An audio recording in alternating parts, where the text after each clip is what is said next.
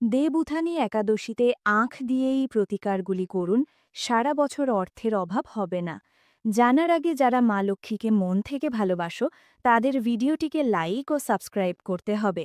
তাহলে আমার আশীর্বাদ সদা সর্বদা তোমার ওপরই বিরাজমান থাকবে। 1 নম্বর, জ্যোতিষশাস্ত্র অনুসারে দেবউত্থানী একাদশীতে পূজায় আঁখ ব্যবহার করা হয়। পূজার পর সেই আঁখ কোনো অভাবী বা দরিদ্র ব্যক্তিকে দান করুন, অথবা পুরো পরিবারের মধ্যে প্রসাদ হিসাবে আঁখ বিতরণ করুন। এতে সকল সদস্যের সমৃদ্ধি হবে এবং পারস্পরিক ভালোবাসা বজায় থাকবে। 2 নম্বর, দেবউত্থানী একাদশীতে তুলসী মাতার পূজা করুন এবং তুলসী গাছে কাঁচা দুধের সাথে আখের রস মিশিয়ে নিবেদন করুন। এরপর খাঁটি ঘি দিয়ে 5টি প্রদীপ জ্বালান এবং আরতি করুন। এটি করলে দেবী লক্ষ্মীর বিশেষ আশীর্বাদ লাভ হয় এবং ঘরে কখনো ধনসম্পদ ও শস্যের অভাব হবে না।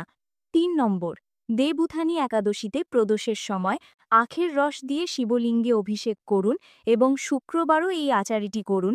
এটি করলে অর্থ সম্পর্কিত সমস্ত সমস্যা দূর হবে এবং চাকরি ও ব্যবসায় শুভ উন্নতি হবে।